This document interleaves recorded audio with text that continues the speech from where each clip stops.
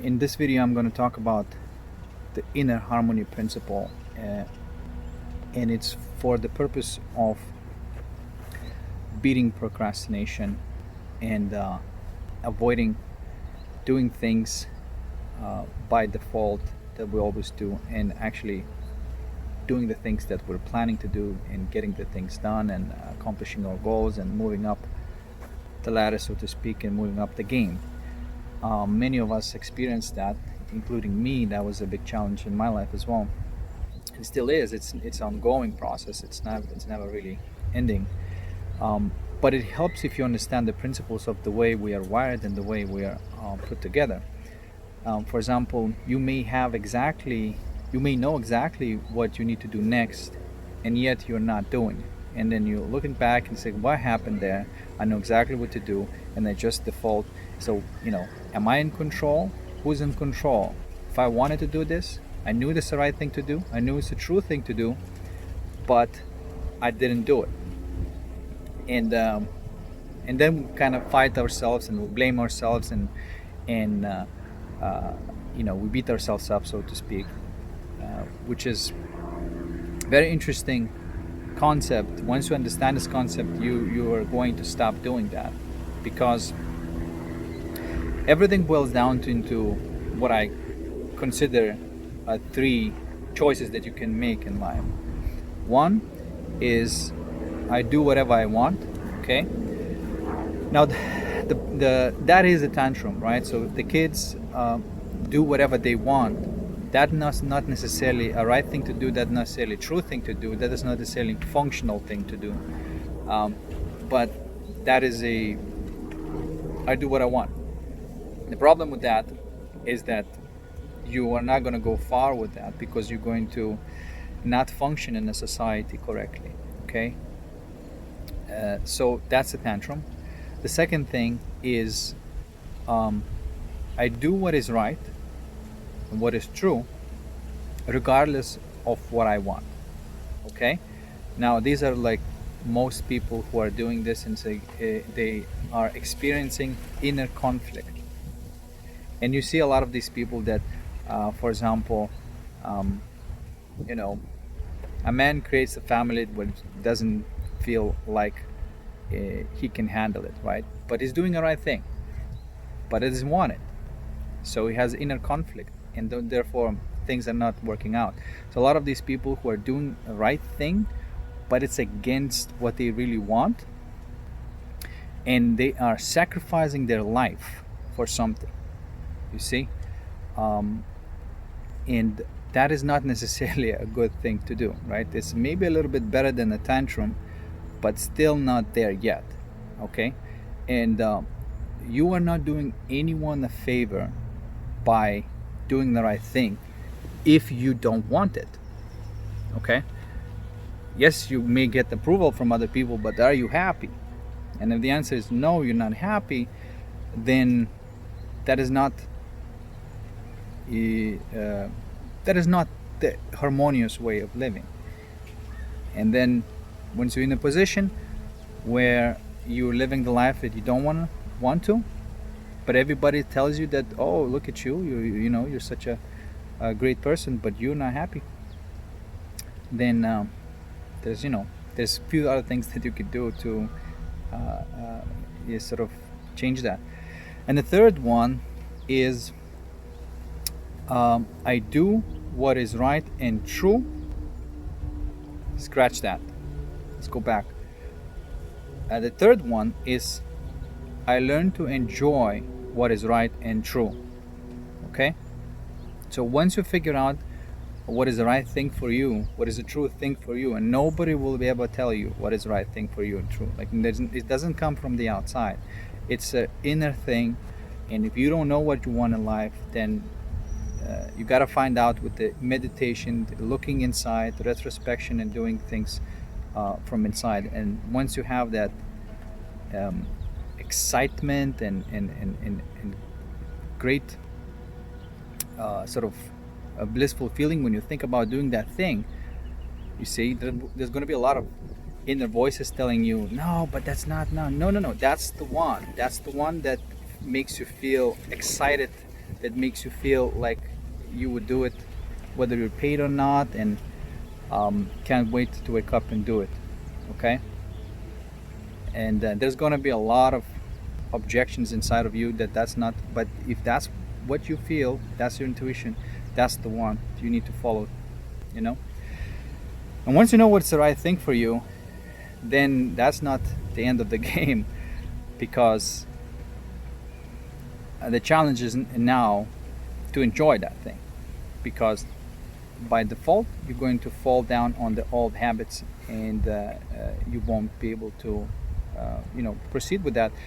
The problem with that is whenever you are trying to do something that you know is right and new for you, you are going to be burning your willpower because it doesn't come naturally to you, and you're going to feel like you're rolling a boulder up the hill.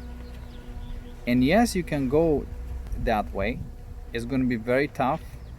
It's going to require a lot of discipline, and you can accomplish things. But again, that's not the point. That's not what we're trying to achieve here. We're trying to enjoy everything that is associated with our inner purpose, the true and right thing. Okay, that's the point. I mean, this is a little secret. Now, so why can't we just, once we find out that what we want, once we know what needs to be done, why do we find so difficult to do it? And why we can't just tell ourselves, hey, do this thing, and there's like inner conflict, inner resistance doing the thing. The reason being is that we are built in a certain way. For example, your ego self is not what we would consider a conscious being, right? Your ego self is a machine, is a reprogrammable machine, is a computer, right? So for example, if you program computer to do one thing and you give a certain scenario, it will always behave in a programmed way. So if you build yourself a car, and it's great going over the a solid surface terrain, once you approach something new in life, like say example a river, a lake or something different to what was before, you got to rebuild the machinery first. You got to build something like a boat in order for you to traverse that new landscape. So if we know that ego is not an alive being and it's just a reprogrammable machine, and the first step is to reprogram that machine, then that's exactly what we focus on. Okay, no amount of, oh, I gotta remember do the right thing, oh, I gotta remember do this thing, no amount of pushing yourself will ever gonna make you enjoy the things that is true and right for you. It's just not how it works.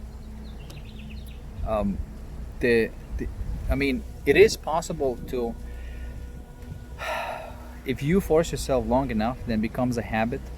Okay, sure, but then again, it did not come from you enjoying that thing. Things that can be much more easy if we know what to do. So there you go. So think of like whatever you do every day, there's a part of you that is automated machine. Okay, it's not a creative thing. It's just doing the programs that everything that you experience in life, everything, all the programs that you recorded in, especially when you're growing up. That's when all the programming happens, and those are very difficult to reprogram later in life. And sometimes they're called a default mode of action, right, or default mode of network, or whatever you want to call it. But that is what you would consider your behavior every day. Again, have in mind that is not a conscious being, right? So whenever you make sometimes an automated decision or an automated behavior, and you say, well, I knew it better, why did I behave this way? That was not my higher self. Why did I behave this way?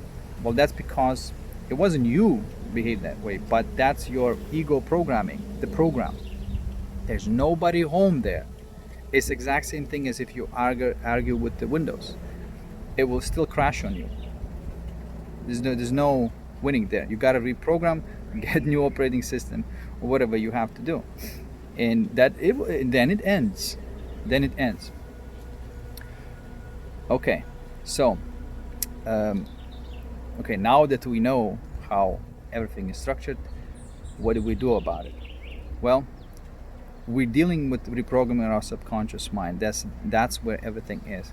Therefore, the first step, the first order of business is finding the tools to reprogram yourself. And one of them is meditation, visualization. A few of them as an example: meditation, visualization, affirmation, hypnosis. Okay? These are the things that you focus on first. Once you reprogram your mind, then you will notice, as an example, let's say exercise, right? You say, okay, I need to exercise, but I really don't feel like enjoying the exercise. Well, with few sessions of hypnosis, for example, you can learn that you enjoy more and more doing a little bit of exercise every day, right? But you're not pushing yourself. You're doing as much as you enjoy, and then you enjoy more, and you enjoy more, enjoy more. So this way, you don't feel like you're pushing the boulder up the hill, but you install a program, and the program just runs its script. You see? And the program is, I enjoy exercise. And that's it. And once this program is there, you enjoy exercising. So then you don't have to fight against it, right? Yeah, so basically that's the point what I'm trying to make, in order for you to live to have the inner harmony with goals that you're trying to achieve and move forward in life. First, you have to address address the concept of ego reprogramming first. And then once you reprogram the ego, then you can move on to habit formation.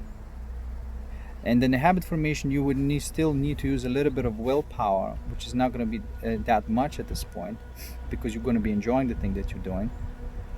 But you still need to use a little bit of willpower to keep doing that at least for 21 days. And the reason being is that it takes about that long for the new neural pathways in your brain to form, to begin to form a habit. And after 21 days, you'll notice that it's almost becoming an automated thing, and you are gravitating towards the thing that you had to do. It's pulling you towards. Now, instead of you going towards, it's pulling you towards, and you feel very awkward when you are not doing that thing. Okay, and that's when it just takes over and becomes a new habit. And of course, the longer you do, the more cemented, the more now it becomes a default mode of action. Default mode of action that is in line with your higher self purpose. Okay? And if you want to look at the more like a spiritual way, there's always, this concept of what is vilifying ego and saying, oh, ego, we gotta just get rid of the ego, and because that's just bad thing, No, that's not what it's like. You need to reprogram your ego, because ego is not conscious being. It's not a lie. You can reprogram your ego to follow your Tao, so to speak, right? So when your ego follows your Tao is pretty much your divine purpose, or sort of like something that is the most true and the right thing to do in the moment. That would be Tao. And so once you reprogram your ego, to follow the Tao, then you're becoming more harmonious person, and it becomes much more easy to follow your higher purpose. You know, your hero's journey, so to speak. So, and so there, I think that will be it for this video. And let me know, guys, if you're interested in something like ego reprogramming, if you're interested in something like hypnosis, visualization, affirmation, and how exactly to do it. Let me know if that's something that you are would like to study. I may make some more educational videos about that. Okay, thank you for watching. Take care. Bye bye.